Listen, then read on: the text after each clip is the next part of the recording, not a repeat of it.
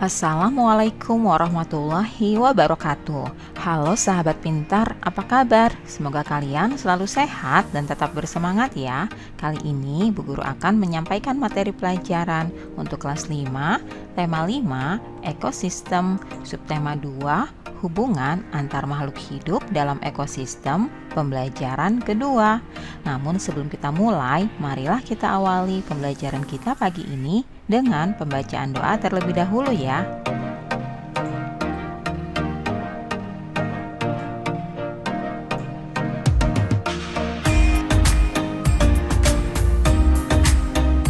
Sahabat pintar, apakah sarapan pagimu hari ini? Adakah di antaramu yang sarapan dengan telur ayam? Salah satu manfaat sarapan adalah memberikan energi bagimu untuk beraktivitas pada hari itu. Telur merupakan salah satu makanan protein yang sangat berguna bagi kesehatan tubuhmu. Kamu tentu tahu bahwa ayam menghasilkan telur yang bermanfaat bagi manusia. Ketika kita memakan telur ayam saat sarapan, kita mendapatkan energi dari telur ayam tersebut. Sedangkan ayam mendapatkan energi dari makanan yang dimakannya, misalnya biji-bijian. Jadi, saat kita sarapan telah terjadi aliran energi. Masih ingatkah kalian bagaimana aliran energi terjadi? Sekarang mari kita amati aliran energi yang terjadi pada rantai makanan berikut ini. Padi merupakan produsen karena dapat menghasilkan makanan sendiri. Setiap produsen akan dimakan oleh konsumen tingkat 1. Konsumen tingkat 1 pada rantai makanan tersebut adalah tikus. Tikus menjadi konsumen tingkat 1 karena tikus merupakan omnivora yang juga pemakan padi untuk memperoleh energi. Sebagai konsumen tingkat 1, tikus akan dimakan konsumen tingkat 2 yaitu ular. Ular menjadi konsumen tingkat 2 karena ular merupakan hewan karnivora yang memakan tikus untuk mempertahankan hidupnya.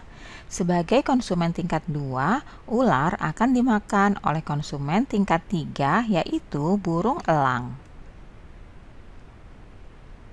Burung elang menjadi konsumen tingkat 3 karena burung elang merupakan hewan karnivora yang mendapatkan energi dengan memakan ular. Sebagai konsumen tingkat 3, burung elang akan mati.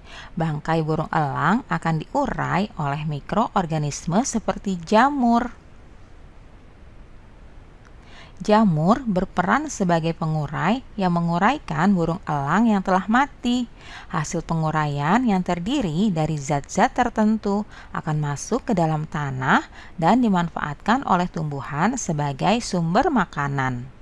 Nah, itulah sebuah rantai makanan yang terdiri atas satu produsen, 4 tingkat konsumen, dan 1 pengurai. Kemudian, coba kalian jawab ya pertanyaan berikut ini.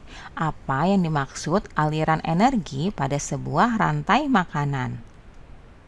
Aliran energi pada sebuah rantai makanan adalah perpindahan energi dari satu makhluk ke makhluk hidup yang lainnya dari peristiwa makan dan dimakan pada suatu rantai makanan. Selanjutnya, pertanyaan kedua, adakah hubungan antara rantai makanan dengan aliran energi? Coba kalian jelaskan ya. Jawabannya adalah ada, karena pada rantai makanan pasti terjadi peristiwa makan dan dimakan. Ketika suatu makhluk hidup memakan makhluk hidup lain, maka akan terjadi perpindahan energi berupa zat-zat yang dibutuhkan untuk bertahan hidup bagi makhluk hidup tersebut. Berikutnya, coba kalian jelaskan ya peran penting produsen dalam sebuah rantai makanan. Produsen merupakan satu-satunya komponen yang mampu memproduksi makanan sendiri. Produsen juga menjadi komponen yang akan dimakan oleh konsumen tingkat 1 agar rantai makanan tetap berjalan. Pertanyaan selanjutnya, Rantai makanan pada puncaknya disebut konsumen puncak. Apabila konsumen puncak punah, apa yang akan terjadi pada konsumen 1 dan konsumen 2? Yang akan terjadi adalah jumlah konsumen 2 akan bertambah banyak karena tidak ada konsumen puncak yang memakan mereka. Hal tersebut menyebabkan konsumen tingkat 1 akan berkurang secara drastis karena dimakan oleh konsumen tingkat 2 yang semakin banyak. Sahabat pintar, keberadaan ekosistem juga dijadikan sebagai inspirasi dalam berkarya, seperti yang terdapat dalam beberapa tari daerah. Hasil panen yang diperoleh dari ekosistem sawah atau ladang dituangkan menjadi karya tari yang indah dan menarik. Beberapa tarian daerah juga menjadikan tindak tanduk hewan dalam sebuah ekosistem sebagai inspirasi tarian mereka. Berikut adalah beberapa tari daerah yang mengetengahkan tentang berkah Tuhan lewat ekosistem di sekitar. Yang pertama yaitu tari Caping Ngancak. Tari tradisional Caping Ngancak yang berasal dari Lamongan, Jawa Timur. Tari ini menggambarkan para petani yang sedang bekerja mulai dari menanam, merawat, hingga memanen padi. Contoh berikutnya, tari Alang Babega.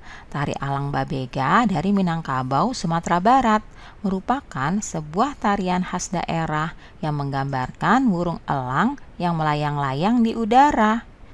Itulah beberapa contoh keberadaan ekosistem yang dijadikan sebagai inspirasi dalam tari daerah.